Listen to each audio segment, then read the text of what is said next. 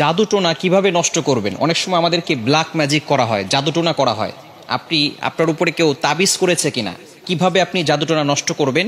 কারো কাছে যেতে হবে না, আপনি ঘরে বসেই নিজে নিজে এই জাদুটে নষ্ট করতে পারবেন। বিশেষ করে আমাদেরকে সতর্ক থাকতে হবে। অনেক সময় আমরা বিভিন্ন মানুষের কাছে যাই এবং আমরা সেখানে গিয়ে বলি, আমাকে একটু হাজিরা করে দেখেন যে আমার ভিতরে কোনো জিন আছে কিনা।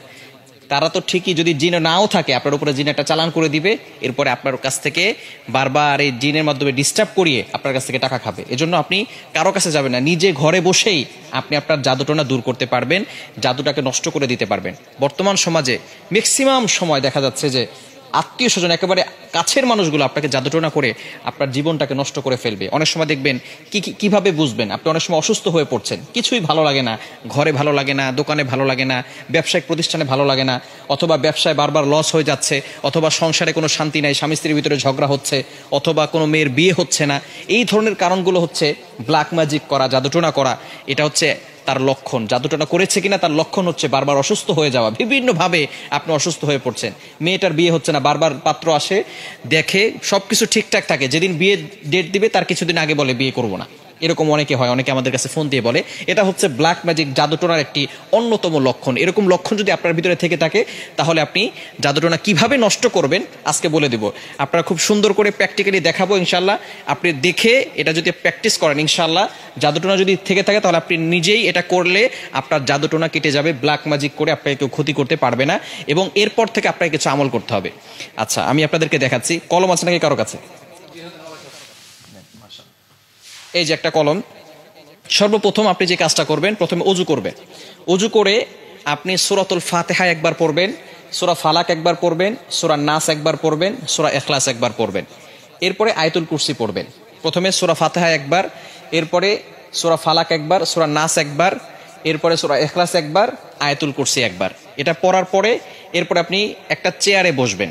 অজু অবস্থায়, পবিত্র অবস্থায় চেয়ারে বসবেন। মনে রাখবেন, কোরআনের ভিতরে আল্লাহ তাআলা শেফা দিয়েছেন। আল্লাহ তাআলা নিজেই বলে দিয়েছেন 15 নম্বর পারা 9 নম্বর পৃষ্ঠার 2 নম্বর লাইন, সূরা বানী ইসরাঈলের 82 নম্বর আয়াতে আল্লাহ তাআলা বলছেন, ওয়া নুনাজ্জিলু মিনাল কুরআন মা হুয়া শিফাউ ওয়া রাহমাতুল লিল মুমিনিন। আমি আল্লাহ তাআলা মুমিনদের জন্য কোরআনটা শেফা স্বরূপ নাজিল করে দিয়েছি। প্রথমে আপনি বসবেন একটা চেয়ারের উপরে, পবিত্র হয়ে, অজু করে পবিত্র হয়ে তারপরে বসবেন। বসার পরে একবার সূরা ফাতিহা পড়বেন, এরপরে আপনি সূরা ইখলাস, সূরা ফালাক, সূরা নাস পড়বেন, এরপর আয়াতুল কুরসি পড়বেন। এরপরে আপনি 7 বার সূরা ফাতিহা পড়তে হবে আউযুবিল্লাহ বিসমিল্লাহ সহকারে। এই যে একটা ছুরি নেবেন ডান হাতে, এটা আমি পেন দিয়ে দেখাচ্ছি, আপনি একটা ছুরি নেবেন। ডান হাতে একটা ছুরি নিয়ে আপনি মাথার উপরে রাখবেন, এভাবে রেখে আউযুবিল্লাহ বিসমিল্লাহ সহকারে সূরা ফাতিহা পড়বেন। পড়ে আপনি ছুরিতে ফু দিবেন। ছুরিতে ফু দেওয়ার পরে এরপরে ছুরিটা শরীরের সাথে টাচ করবেন না। টাচ না করে আপনি একেবারে সোজা কপাল থেকে নাক বরাবর, বুক বরাবর 2 পায়ের মাঝখানে রাখবেন। আপনি বসে আছেন, বসে থাকার পরে আপনি একটা ছুরি হাতে নেবেন।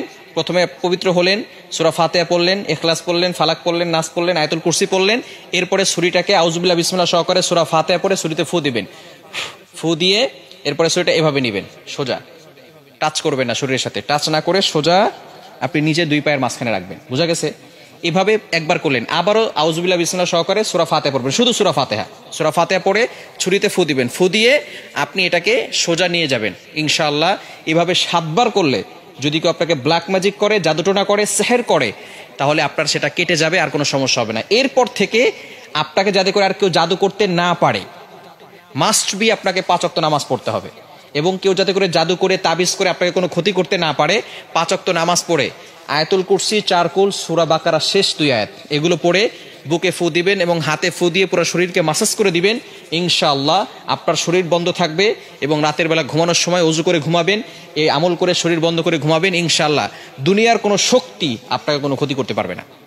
আল্লাহ তাআলা আপনাকে প্রটেক্ট করবেন, আল্লাহ তাআলা আপনাকে হেফাজত করবেন। দুনিয়ার দুষ্ট জিন বলেন, মানুষ শয়তান বলেন, জিন শয়তান বলেন, সকল ধরনের দুষ্টমি থেকে এবং দুষ্ট জিন থেকে আল্লাহ তাআলা আপনাকে হেফাজত করবেন। আল্লাহ তাআলা আমাদের সকলকে এটা সুন্দরভাবে বুঝে আমল করার তৌফিক দান করেন।